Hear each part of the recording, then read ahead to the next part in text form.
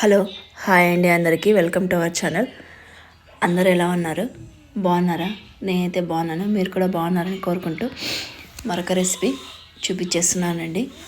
ఇది snacks recipe.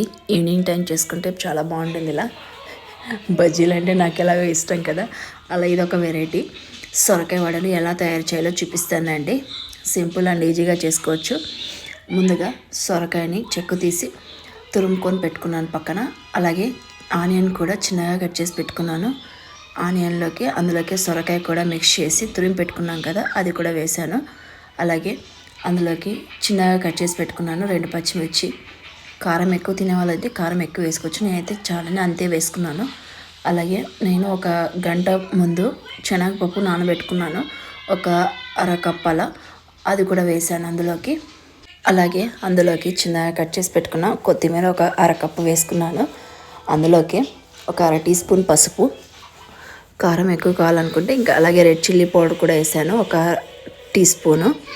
అందులోకి టేస్ట్కి తగ్గట్టు సాల్టు, ఒక 1/2 టీ స్పూన్ ధనియా పౌడర్ కూడా వేయాలి. అందులోకి ఒక అరకప్పు శనగపిండి వేసాను. అలాగే ఒక టీ స్పూన్ అంతా బియ్యపిండి కూడా వేసాను. మిక్స్ చేయాలి అంతా. అందులోకి వాటర్ అవసరం లేదు. అలాగే అంతా మిక్స్ చేసుకోవాలి. అలాగే స్టవ్ మీద బాళ్ళే పెట్టి ఆయిల్ వేసి హీట్ చేయాలి. ఆయిల్ హీట్ అయిన తర్వాత మిక్స్ చేసి పెట్టుకున్నాం కదా ఆ పిండిని చిన్న చిన్న ఉండలు తీసుకొని మనకి ఏ షేప్లో కావాలంటే ఆ షేప్లో ప్రెస్ చేసుకొని ఆయిల్లో వేసుకోవాలి.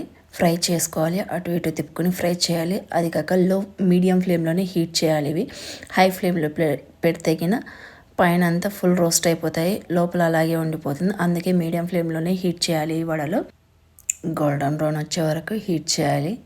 అయిన తర్వాత వేడి సొరకాయ వడలు రెడీ.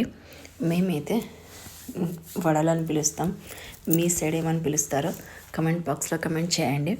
ఈ వీడియో నచ్చినట్లయితే మీరు ఒకసారి ట్రై చేయండి. అలాగే ఒక లైక్ కొట్టి సబ్స్క్రైబ్ చేయండి ఫ్రెండ్స్. ఇలాగే సపోర్ట్ చేయండి. మరిన్ని వీడియోల్ని అప్డేట్ చేస్తూ ఉంటాను. ఓకే బాయ్ అండి అందరికీ. బాయ్. మరో వీడియోలో కలుద్దాం. ఓకే బాయ్ అండి.